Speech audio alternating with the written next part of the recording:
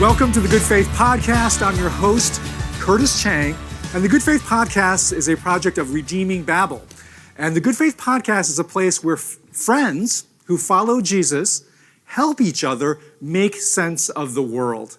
And I am here today with a group of friends whose job it is to help people make sense of the world, especially the next generation of Christians. I'm here at a national conference of the Council of Christian Colleges and Universities.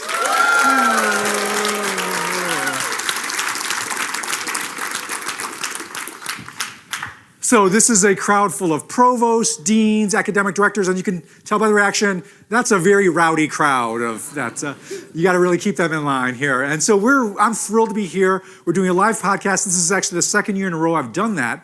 And the reason I come back to this is I believe that leaders of institutions, like those in this room, especially leaders of institutions of higher learning, play a crucial role in God's purposes in the world, especially in this moment, in this year.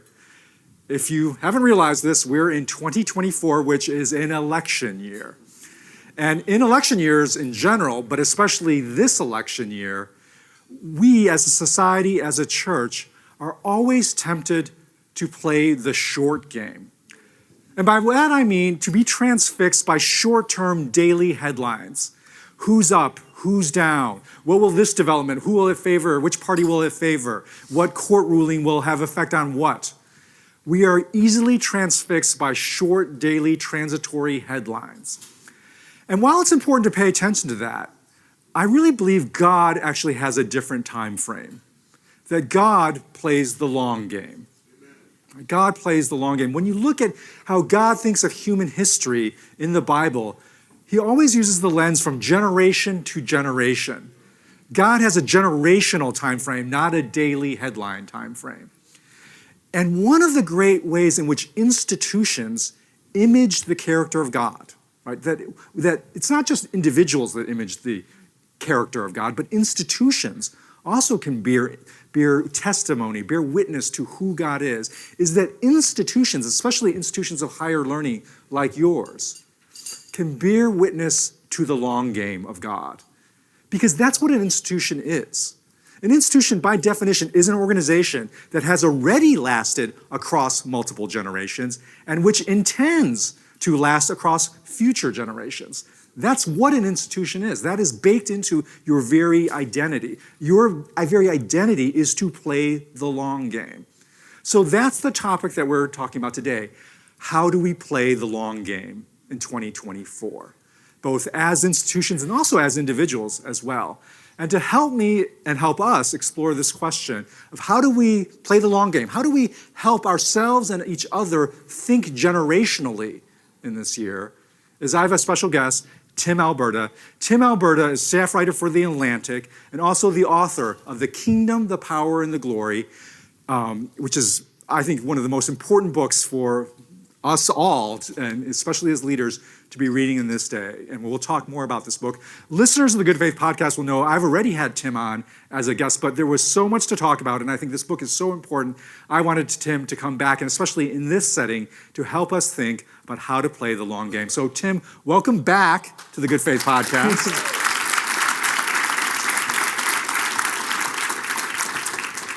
And since we want to be thinking generationally, I want to begin by asking you to identify yourself generationally. Like, where are you in sort of the evangelical generations? That's a great question. Thanks, Curtis, for having me back. And thank you to Shirley and to the CCCU. This is really a privilege to be with you all.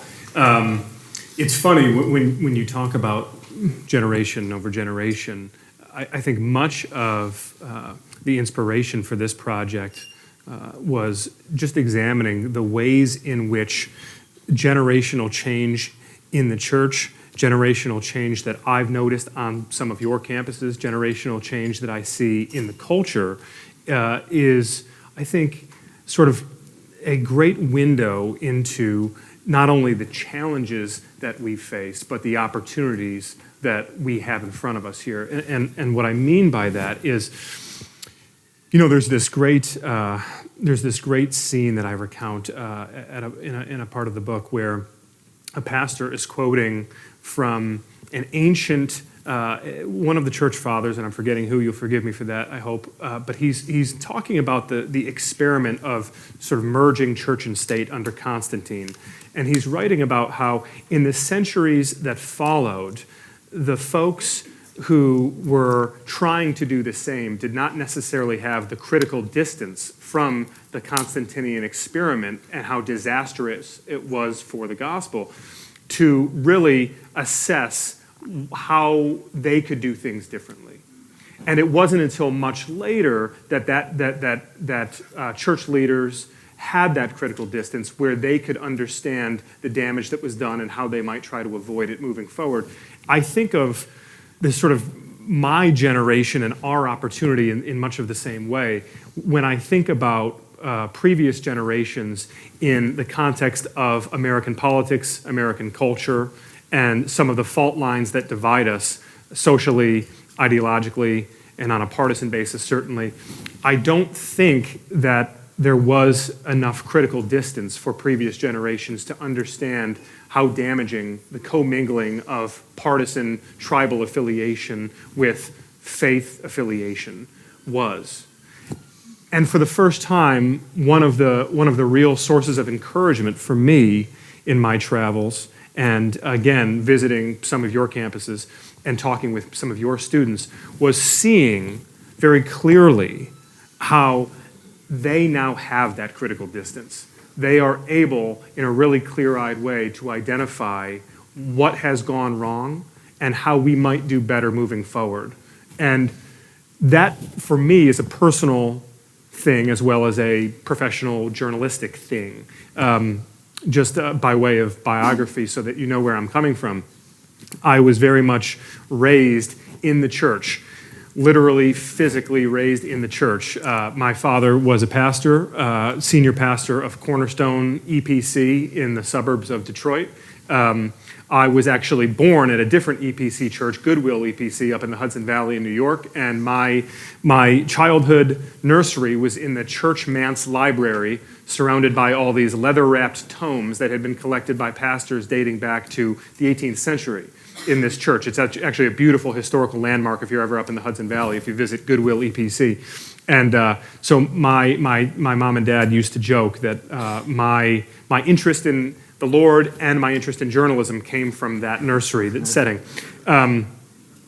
I was raised in the church because my dad was the pastor, my mom was also on staff, and so first dates and Wednesday night church and Bible studies. In fact, I'm quite sure that I would never have been able to get into any of your fine institutions of higher learning. The closest I came was being a church janitor while going to community college simultaneously. That was really an experience for me that was both incredibly blessed and also incredibly eye-opening. And what I mean was that from a young age, and perhaps I was just an especially precocious child, I'm not sure, my parents might have used a different descriptor for that. But from a young age, I can remember being simultaneously enamored of this figure of Jesus and in love with him and wanting to know more about him. And at the same time, very skeptical of the institutions of Christianity, of what I saw around me, of what I saw in our church community, of what I heard from the radio programming playing in the car as my parents were driving us around to baseball practices, of what I saw, especially as I got older, in the evangelical movement at large, and I was very much a part of that movement.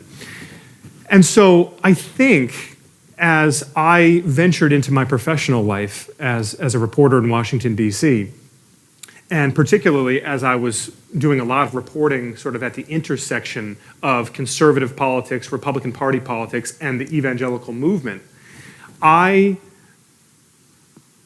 made a decision pretty early on, and I'm not sure if it was a conscious decision or not, but it was certainly made that I was going to sort of set aside my concerns about evangelicalism. And the reason was that I was now swimming in different waters And in many ways, I was swimming in shark-infested waters. I was swimming in waters where evangelical was a caricature. It was a punchline. And I felt a sort of tribal responsibility to stand up and say, no, you don't know what you're talking about. You don't know these people. You don't know this world. You don't know the good that is done. You don't know the godliness that permeates these institutions. How dare you?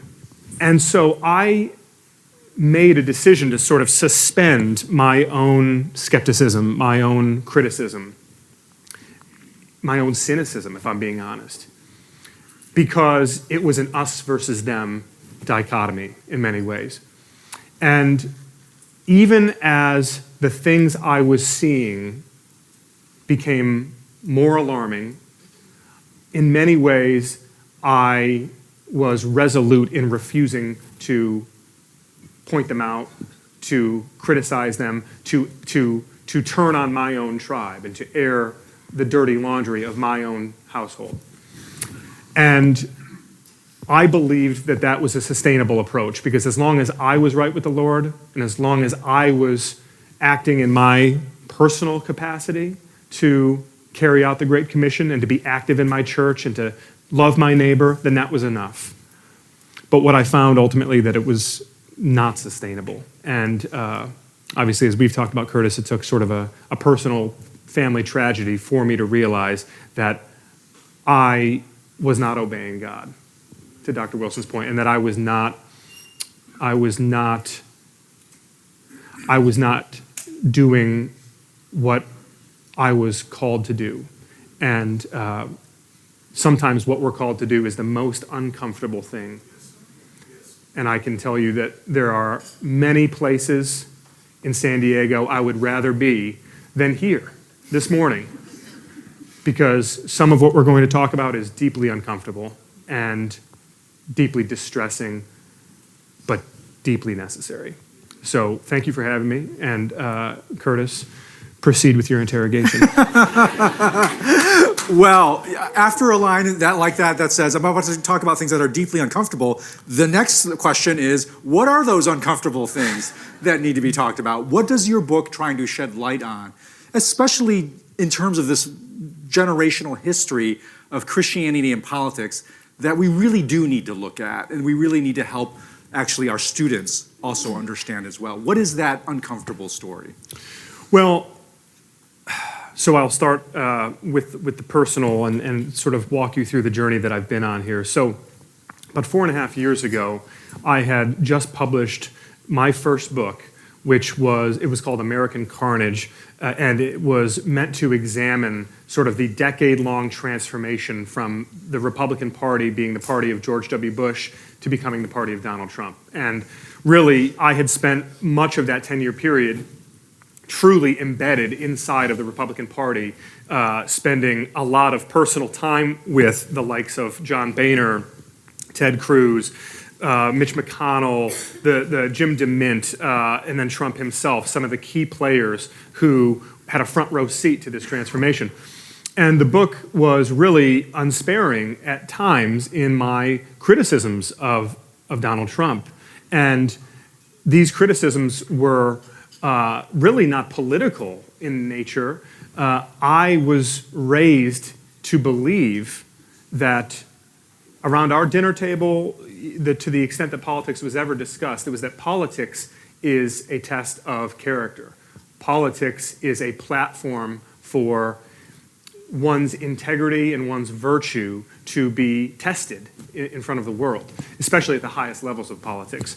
And we were really taught that character was a prerequisite for political leadership, which of course would make for some interesting conversations with my father, who was my best friend and my hero and someone whose relationship with the Lord is something to which I will always aspire.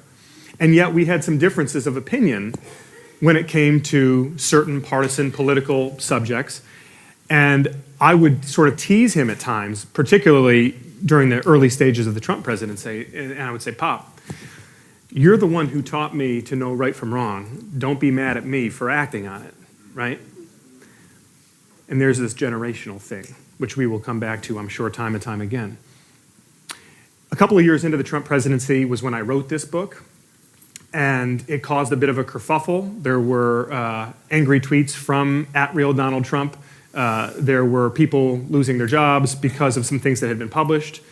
There was a sustained attack in sort of right-wing media on me and on people who had participated in the book. All of this is happening in the first couple of weeks surrounding its publication. And right in the middle of this, as Rush Limbaugh, among others, are sort of teeing off on me, my dad collapses and dies of a massive heart attack. And if I can just take the liberty for a moment to say, it was really, I'm so thankful to the Lord, because the last time I'd seen him was actually he and my mother had driven out from the Detroit suburbs to Washington, D.C. for this fancy book party in this big Washington mansion with diplomats and members of Congress and all these very important people. And my dad was a bit of a Rodney Dangerfield figure who didn't know how to dress, didn't have a lot of social graces necessarily, but he loved people and he could tell a great story. And so here's this rumpled Midwestern preacher with his stained khakis and his shirt hanging out of the back, and he's holding court with all of these Washington VIPs, and they're all just eating out of the palm of his hand. And at one point, I'm just sort of agape looking at this, and he turns and sees me, and he winks, and just goes right back to what he was doing. And in the middle of that book party, my dad pulled me to the side, and this was my moment of rapture, right? I've got, the peak of my career, and I've got this book that's a bestseller, and everybody's here to toast me. And my dad says, "Hey, you see all these people?" And I said, "Yeah, I do." And he said, "They're not going to care about you in a week." Excuse me? Right? And he said, "Remember, on this earth, all glory is fleeting." That was the last time I saw him. And a couple of weeks later, when I fly back home to Michigan for the funeral at the church where I had grown up, where my dad had been the pastor for more than 25 years, that had grown from a very small startup church into something of a suburban mega church, with my dad in the casket at the front of the sanctuary, I had a lot of folks who cried with me, hugged me, told me they loved me. Yes. But then I also had some folks who confronted me, who had heard Rush Limbaugh and what he had to say, and they wanted to know, was I still on the right side? Was I still a Christian? With Dad in the box over here. And the next day, when I gave the eulogy, to this day, I'm not sure if it was the right decision or the wrong decision, but I felt compelled to issue a bit of a rebuke. And I tried to do it in love, and I tried to do it in humility, but I said, what are we doing here? Who are we being discipled by? What is our identity? Is it in Christ, or is it in something else? And when I left the graveyard a little while later, after we buried my father at the cemetery, we get back home, and one of these nice church ladies who had been helping to prepare a meal, she hands me a note, says, "Someone left this for you at the church." And it didn't cross my mind what could be inside that note. I thought it was just going to be a condolence card, but in fact, it was from a longtime elder in the church, a family friend, someone who'd had me in the youth group from the time I was little, known this guy most of my life. And this card, on the occasion of my father's burial, was a long handwritten screed accusing me of being a member of the deep state, talking about how I had sinned by undermining God's ordained leader of this country, Donald Trump, and how I should be ashamed of myself, but that he was praying for me. Because if I could use my journalism skills to expose the deep state and to exonerate President Trump, then I would be redeemed in the eyes of God. Now, I tell that story not for the shock value, and I see some of you are shocked, but I tell it because in that moment, it became clear to me, without being dramatic here, I promise, but that my silence, my decision to suspend that skepticism that I described earlier, had come at a cost. That we are called to tell the truth, especially when it is uncomfortable. And I had not done that. And it was a revelation to me, Curtis, that if in fact something has gone wrong in that previous generation or in those previous generations, that it was the responsibility of my generation to call it out and to try to repair the damage that had been done. And what had been, I think for me, a clear problem, if albeit sort of an abstract problem, was now suddenly a very immediate problem and something that had to be dealt with. And that wound up taking me on a journey over 4 years or so across the country, over 100 of churches, colleges, independent ministries, little roadside congregations, big stadium seating congregations, and everything in between. And what I've tried, however imperfectly, to do is see if we cannot reclaim that one identity and set aside all of the others. Well, let's talk about how to do that. But before we talk about how to reclaim that identity, I think one of the great gifts of your book, which again, I highly recommend for everyone to read, is to understand how we got here, right? Again, if we were to play the long game, if we were to think generationally, we need to also have a long retrospective look across past generations to understand how we got to this place before we simply decide what we're going to do going forward. So draw the connections. What do you want people to realize about how we got here across generations that's important for this generation, especially for the generation that institutions of higher learning are preparing? What does that generation need to realize about their generational legacy, their generational history, to equip them to actually do better going forward? Yeah, it's a great question. So I'm a big believer that bad history is a prerequisite for bad theology, especially in the American context. I'll explain what I mean by that. Obviously, you've all heard the term Christian nationalism thrown out and used and reused and recycled, and everyone has a different definition of what that means, which is part of the problem. For me, the idea of Christian nationalism and the threat of Christian nationalism has to be understood through the marriage of bad history and bad theology. I see a couple of heads nodding. The bad history is necessary to then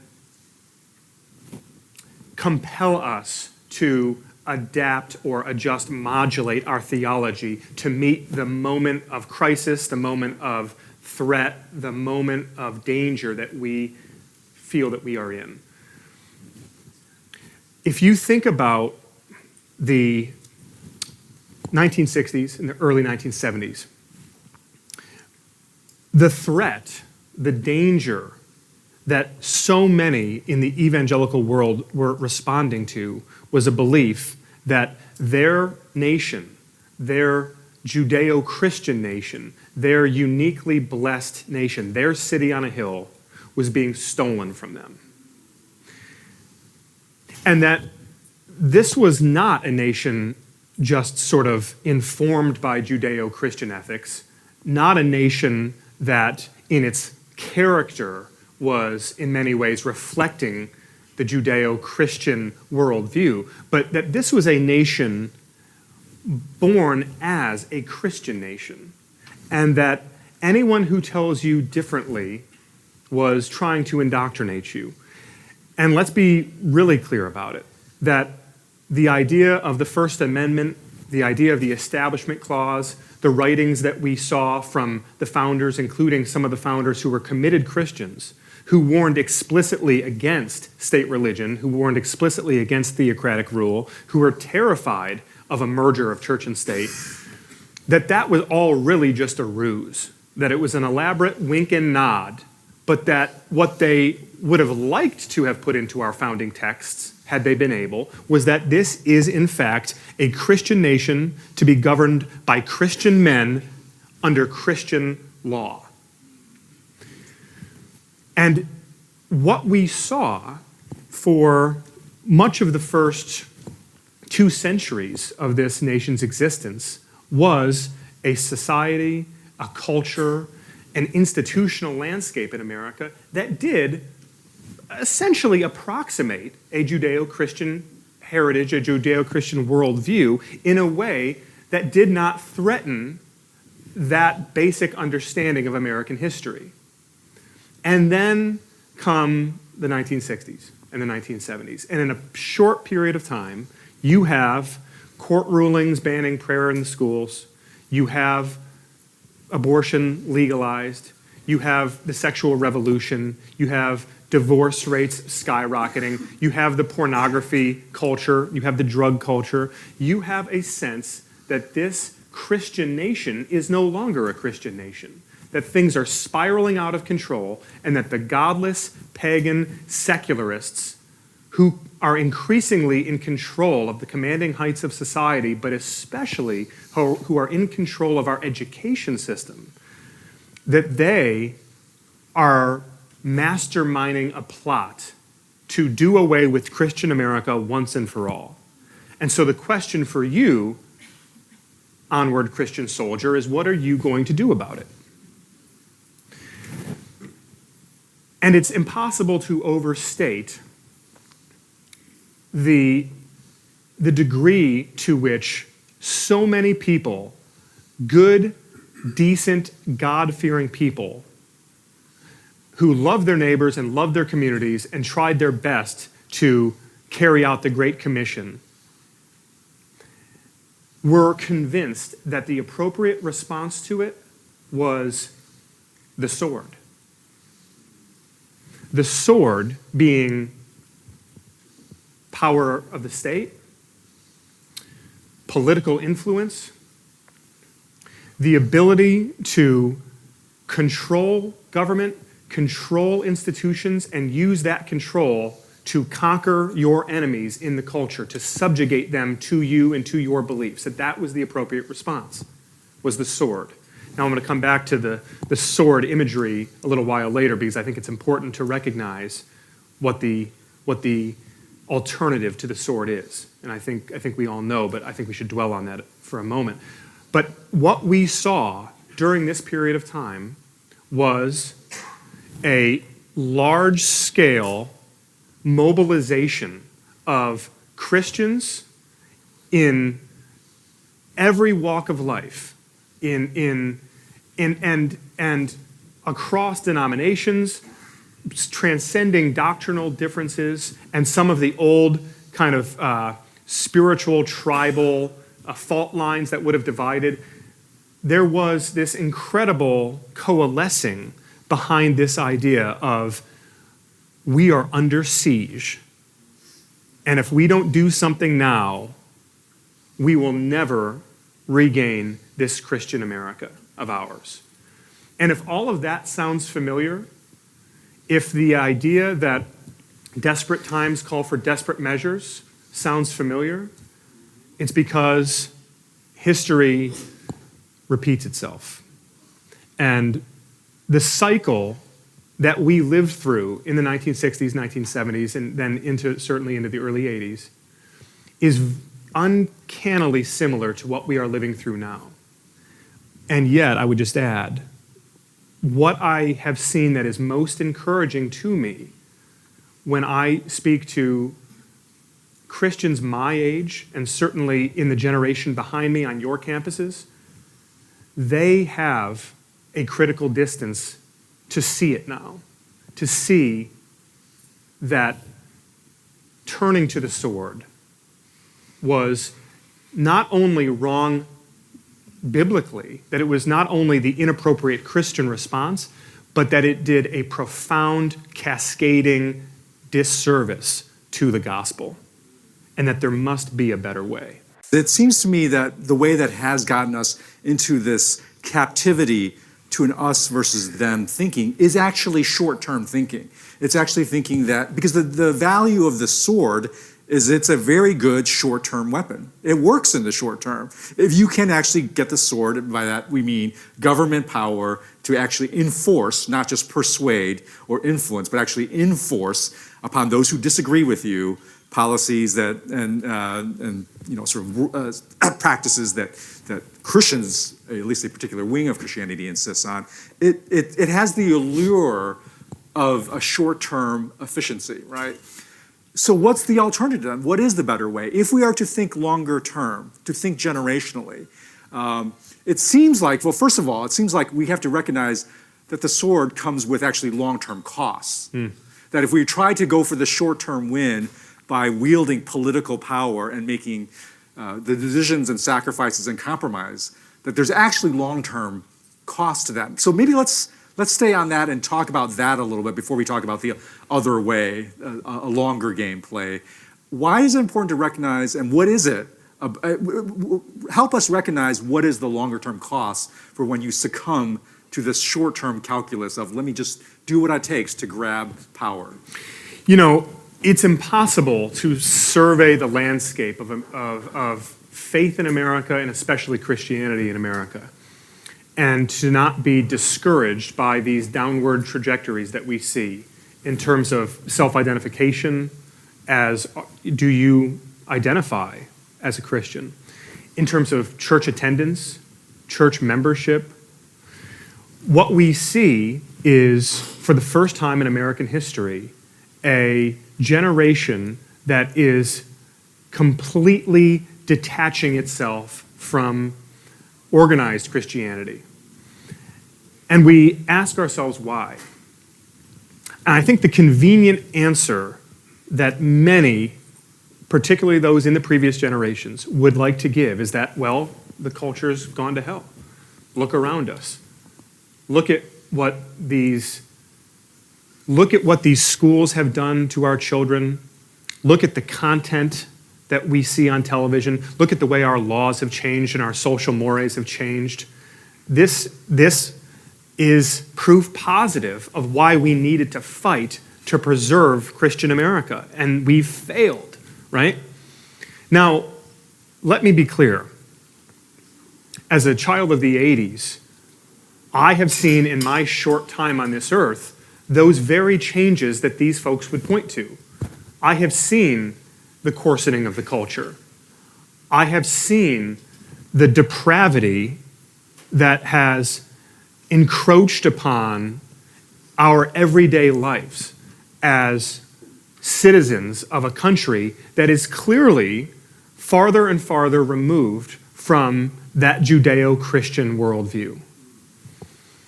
And yet, the response to that coarsening of the culture has been the coarsening of the church. And let me be really clear what I mean. It's difficult, I think, for those of us who, again, were raised in this ecosystem of understanding how right and wrong, and how the wide gate and the narrow gate, how they were to inform our behavior, our ethics, our engagement with our communities and with our neighbors, because it mattered. It really mattered, because it wasn't just doing good for the sake of doing good. It was that you were reflecting God. You were showing God to the people around you. It is very difficult for us to then try to come to terms with, well, this thinking of, well, sure, that's fine as an abstract theory, but the barbarians are now at the gates. And if the barbarians are at the gates, then we probably need a barbarian to protect us. the long-term damage that was done, that we trace back 40, 50, 60 years, was, as our friend Russell Moore likes to say, increasingly dependent on this idea of the ends justifying the means, right? The problem, however, is that as Cal Thomas, some of you may have read the book Blinded by Might, but as Cal Thomas wrote in his confessional after working inside of the moral majority, being Jerry Falwell Sr.'s right-hand man in the moral majority for a number of years, Cal finally stepped back and repented and said, we have chosen the wrong weapons of our warfare. And the damage done is these generations that follow seeing that we are actually using the means to justify the ends instead of the other way around. And even more so that when those younger generations begin to see that there is nothing distinctive about us, that we play the exact same way that everyone else plays. In fact, maybe we play even dirtier than everyone else, right? Because we tell ourselves that the ends justify the means. The outside world, the unbelieving world, they look at us and say, well, I can probably get to the ends that I want to get to without giving up a Sunday morning in the process. And who can blame them? Who can blame them? And so that is a very popular argument that I will encounter time and again. And I'm sure some of you may even adhere to some of this thought yourself, which is that, well, of course these younger generations want nothing to do with the church because look at how they have been indoctrinated by a secular, progressive, humanist culture to say that they don't need God. But my response to that is that what has the church modeled for them? And has the church given them a better way? Or has the salt lost its saltiness? And I have to say, some of the most fascinating hate mail that I've received in the last couple of months here has been, oh, that's rich coming from you, you heretic. I just saw you on MSNBC hanging around with all those godless people, or on CNN, or whatever. And I have to say, having traveled all over the country in the last few months doing the book promo stuff, when I have been in these deeply secular spaces with deeply secular people, I have encountered nothing but curiosity, vulnerability, a yearning to know more. I mean, I can tell you, and I won't give you the whole story, but about sitting inside of 30 Rock in one of the green rooms waiting, because I'd been on one show, was about to go on another show, and the next thing I know, a conversation with one of the hosts who was getting her hair done about Jesus has turned into a makeup person, a production person, two of the other guests in the green room, all circled around, all wanting to talk about Jesus. Because when was the last time that someone from our world was in that lion's den, not wielding Jesus as a weapon against them, but handing them Jesus as an invitation? And well, let me cut in there. It seems like not only handing Jesus as an invitation, but also handing them as a confession also of ways we failed Jesus. And that seems to have opened the door for a lot of your conversations. Is that right? I think so. And look, let me be clear. I'm the worst one of all. I am spiteful and bitter and mean-spirited, and that's all before breakfast. I think what so many in the sort of far-right circles of the evangelical movement who come after me, who come after you, Russell, David French, some others, I think perhaps what they resent most about us is that confessional aspect of acknowledging that something has gone wrong here, right? And the amazing thing to me, Curtis, if you'll let me preach for a second, and that's a hard act to follow, Dr. Wilson. I will not even try. But what I'm so struck by at times, I mean, I've even had these conversations with my own pastor, a guy who I love and regard as a big brother, and I've had these conversations with him. They're hard conversations, but this idea of airing the church's dirty laundry, aren't we afraid that we are going to expose ourselves as being ungodly and untrustworthy to an outside world, right?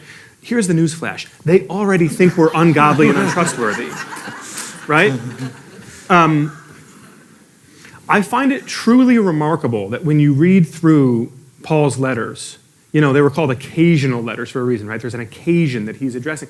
When you're reading through those letters, I've just found it so remarkable. I think you and I have talked about this, Curtis, that the early church councils, when they were deciding what was going to make its way into the canon, you've got to think that there might have been some people who were like,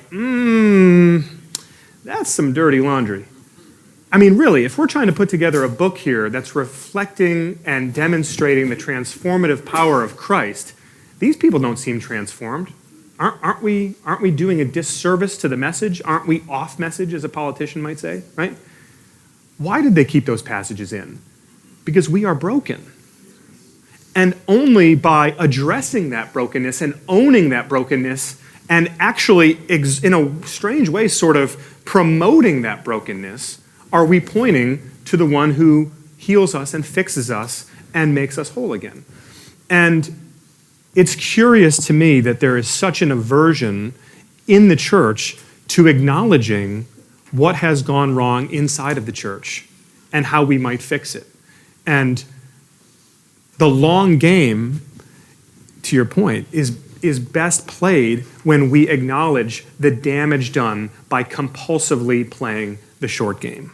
So I want to ask your thoughts on a project that I'm working on that you know about, that you wrote about in the book, which is called The After Party.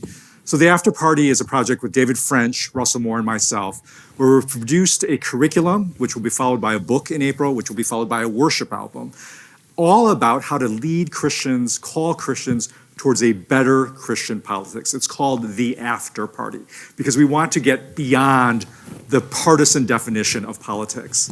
The immediate critic we've gotten is by us trying to call people to get beyond, to get after a party, a partisan definition of politics, right? This is why it's called The After Party. We're calling Christians to abandon politics, which is not at all what we're trying to do. We're actually trying to reframe politics, because politics has been so defined by the short game of winning on a party, your candidate, or a position, and mostly, especially your party winning, right? And that's a short-term definition of what it means to be involved in politics. We are arguing that politics is as much, and we would call that the what of politics, right? The what, the substantive what of party, position, candidate. And we are arguing in the after party, to move beyond the party is to say politics is as much and really more about the how, the character, the virtues that we approach politics. And that Jesus is remarkably clear on the how of politics.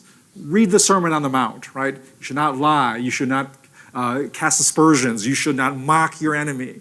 You should abstain from sexual misconduct. These are all very clear hows. Written, by the way, the Sermon on the Mount is in a political context. All right. So Jesus, but I dare you to draw. There's a straight line from Jesus' Sermon on the Mount to the how of how we conduct ourselves with our character and our virtue. There is at best a fuzzy line from the Sermon on the Mount to the Republican or the Democratic Party, to a border control policy, to a taxation policy, right? At best, and I'm not saying you can't try to draw those lines, but they're fuzzy and they're going to be contested. People are going to draw those lines differently. The clearer lines are on the how. And this is another way of saying the short-term versus long-term is another way to say it is we have prioritized the what definition of politics and actually abandon the Jesus how of politics. And we've been willing to sacrifice the Jesus how in order to try to win on the what, right? And we've gotten completely backward in terms of which is Jesus actually more clear upon, right? So that's what we've been trying to do, but we do get this critique that, oh, no, if you and we're not saying you don't care about the what, we're just saying, let's get our priorities straight. But the moment we do that, we are accused of saying you're abandoning politics, especially you're abandoning politics and power to, and mostly we're getting is to the secular, progressive, woke left, right? Talk to that critique, because I'm sure you've gotten it in terms of response to your narrative about your book. What is the biblical response, and how have you tried to respond to it? Look, a couple of things. First, just as a political observation from a political insider, someone who has spent time with this president and spent time with the previous president, someone who sat in the Oval Office, someone who has spent a lot of time with the people who are at the controls of these two parties, right? Neither one of them care about you. Let's just be really clear about this, right? Yeah, I know, this is like breaking news bulletin, right? Like, political parties exist to promote and protect their own power. And it is the ultimate means to an end exercise. Now, to Curtis's point, what we find in the scriptures, what we find in the Gospels, what we find in the Sermon on the Mount, is that Jesus talks very little about the ends. Jesus doesn't seem to care at all about the ends. He cares a lot about the means. We hear repeatedly about the means.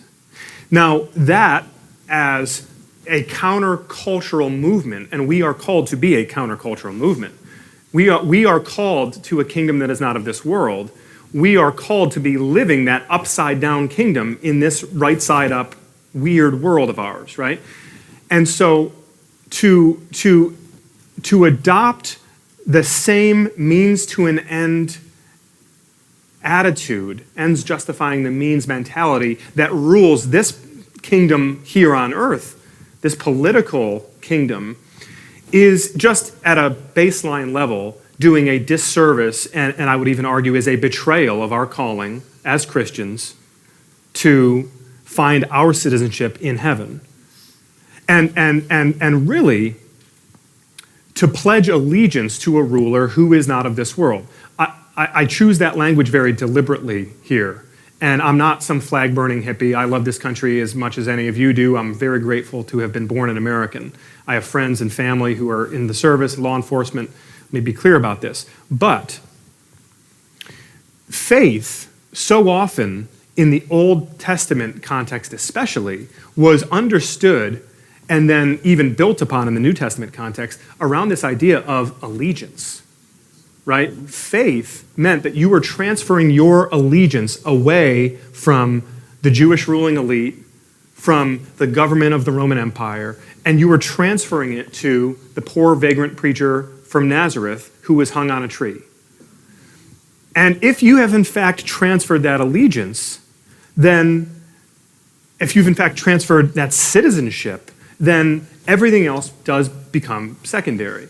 Now, to answer your question, Curtis, never at any point have I or you or some of our friends who come under the same attack suggested that we are to go lock ourselves in a cage every second Tuesday of November and not come out until a winner has been declared, that it's unholy or unbecoming of a Christian to engage in partisan politics. In fact, I would argue just the opposite. I think a healthy, proportionate engagement at the civic level, and whether that's running for office yourself, whether it's donating to a campaign, whether it's door knocking, any of those things can be done well if they are done to glorify God. And if they are done if they exist, if those actions exist within the confines of your identity and your allegiance being properly and rigidly defined. And so what I think we both take issue with is, and if you think that I'm exaggerating, if you think it's hyperbole, I promise you I'm not. If you read it in my book or read it in any number of other places where it's been pretty well documented, this idea now that you cannot be a Christian if you vote for one party is so profoundly damaging to the beauty of the gospel. When we reduce Jesus, the God-man, to a mascot for the elephants or the donkeys, what are we doing to the power of the gospel? And this is where I think it's a struggle I could open up my inbox right now and show you emails I've received in the last couple of months from people who have worked in the highest echelons of power in both of these parties. And a couple of these emails actually shook me, and I'm pretty unshakable. How repentant they were, and how full of grief and anguish they were because they had allowed so much of their identity to be hijacked by this false choice, by this idea that, that this is zero-sum warfare, that this is good versus evil, that it's binary choice, and that if you ultimately don't side with the good, then you are actively promoting evil. And it is ultimately, I think, at its core, an obsession with control, an obsession with a need to control outcomes, control communities, control policies, control culture, control the nation, right? That is the problem at its core. That is the pursuit at its core. Here's the problem with that. My dad he was pretty good with his one-liners. And my favorite thing I would ever hear my dad say is he would tell his congregation all the time. He'd say, folks, we are in sales, not management. Right? Your job is to sell Jesus, to sell the gospel, to sell the idea of salvation being made available by grace through faith to any of those who would call on his name. And once you've made that sale, the management is up to him. Hey, Good Faith listeners, I hope you enjoyed that conversation with Tim Alberta and how we keep the long game in mind in this political season. I had such a great time talking with Tim. We just kept going, and so we actually split up my conversation into two parts. You just heard the first part, and next week we will be airing the second half in an episode entitled The Cross and the Sword. So please make sure to listen. It's going to be great. Until then, don't forget to rate and review us wherever you get your podcasts. And I'll be back here again next week around the campfire.